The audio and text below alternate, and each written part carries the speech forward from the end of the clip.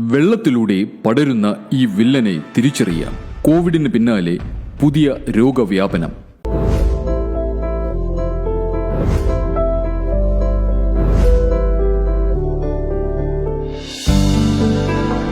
Ethnic Health Code in Public Interest. കോവിഡിന്റെ പിന്നാലെ കേരളത്തിൽ പടർന്നുകൊണ്ടിരിക്കുന്ന പുതിയ രോഗാവസ്ഥയാണ് ഷിഗല്ല.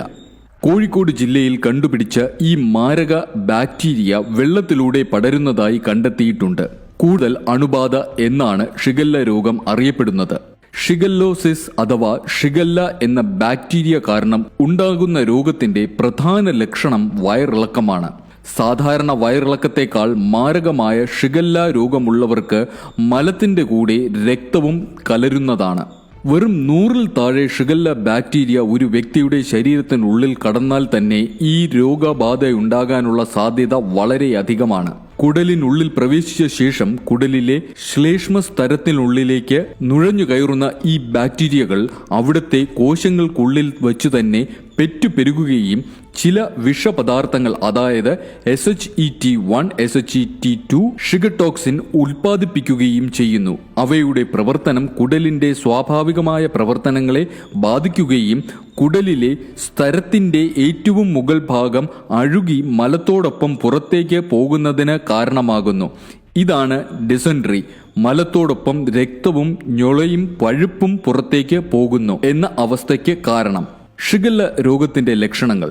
രോഗാണു ശരീരത്തിനുള്ളിലേക്ക് കടന്നാൽ പരമാവധി 7 ദിവസത്തിനുള്ളിൽ തന്നെ, സാധാരണയായി 2-ാം ദിനം തന്നെ രോഗലക്ഷണങ്ങൾ കണ്ടു തുടങ്ങും. ഈ രോഗത്തിന്റെ പ്രധാന ലക്ഷണങ്ങൾ വയറിളക്കം, അതിസാരം, പനി, ഓർക്കാനം, ഛർദിൽ, വയറുവേദന, ദഹനക്കുറവ്, പുറത്തേക്കൊന്നും പോകാൻ ഇല്ലാതിരിക്കുന്ന അവസ്ഥയിൽ പോലും തുടരെ കക്കൂസിൽ പോകണം എന്ന തോന്നൽ എന്നിവയാണ്. രോഗസങ്കീർണതകൾ. തുടർച്ചയായ വയറിളക്കം മൂലമുണ്ടാകുന്ന നിർജ്ജലീകരണം, ഷോക്ക് എന്ന അവസ്ഥയിലേക്കും മരണത്തിലേക്കും വരെ നയിച്ചേക്കാം. ഇതോടൊപ്പം ചെറിയ കുട്ടികളിൽ ജന്നി വരാനുള്ള സാധ്യത അധികമാണ്. തുടർച്ചയായ വയറിളക്കം റെക്ടൽ പ്രൊലാപ്സിലേക്ക്, അതായത് വൻകുടലിന്റെ ഉള്ളിലെ ശ്ലേഷ്മസ്തരം മലദ്വാരത്തിലൂടെ പുറത്തേക്ക് തള്ളി ഇറങ്ങുന്ന അവസ്ഥയിലേക്ക് നയിച്ചേക്കാം. കൃത്യമായ ചികിത്സ ലഭിക്കാത്ത പക്ഷം അപൂർവം ചില ആളുകളിൽ ഈ രോഗം ഹീമോലാറ്റിക് യൂറിമിക് സിൻഡ്രോം എന്ന അവസ്ഥയിലേക്ക്, അതായത് രക്തത്തിലെ ചുവന്ന രക്താണുക്കളുടെയും പ്ലേറ്റ്ലെറ്റുകളുടെയും എണ്ണത്തിൽ ക്രമാതീതമായ കുറവുണ്ടാക്കുന്ന അവസ്ഥ. ഇതുവഴി വൃക്കകളുടെ പ്രവർത്തനത്തെ ബാധിക്കാം. മറ്റു ചിലരിൽ വൻകുടലിന്റെ ചലനശേഷി നഷ്ടപ്പെട്ട് അതിനുള്ളിൽ രോഗാണു പെറ്റുപെരുകി പൊട്ടി പഴുപ്പ് വയറ്റിനുള്ളിലേക്ക് ബാധിച്ച് പെരിറ്റോണിറ്റിസ് എന്ന അവസ്ഥയിലേക്ക് നയിക്കാം. പ്രതിരോധം. ഈ അസുഖത്തിനെതിരെ ഒരു വാക്സിനു വേണ്ടിയുള്ള ശ്രമം ലോകാരോഗ്യ സംഘടനയുടെ നേതൃത്വത്തിൽ നടക്കുന്നുണ്ടെങ്കിലും അത് ഇതുവരെ യാഥാർത്ഥ്യമാക്കപ്പെട്ടിട്ടില്ല.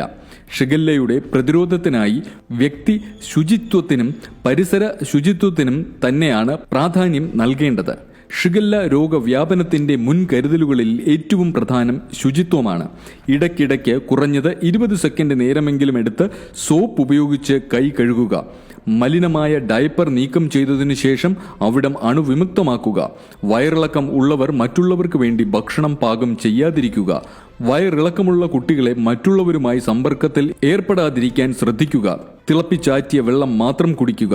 ഈച്ചകൾ രോഗം പരത്താൻ ഇടയുള്ളതിനാൽ അതിനെ അകറ്റി നിർത്തുക.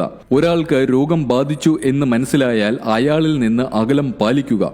രോഗബാധിതർ ജലാശയങ്ങളിലും മറ്റും നീന്താതിരിക്കാൻ ശ്രദ്ധിക്കണം. ഷിഗല്ല രോഗത്തിന്റെ പ്രധാന ലക്ഷണമായ രക്തമോ കഫമോ കലർന്ന മലം കണ്ടാൽ ഉടൻ തന്നെ ഡോക്ടറെ കാണേണ്ടതാണ്. ഈ വിലപ്പെട്ട അറിവ് മറ്റുള്ളവരിലേക്കും ഷെയർ ചെയ്യൂ. Ethnic health code forward to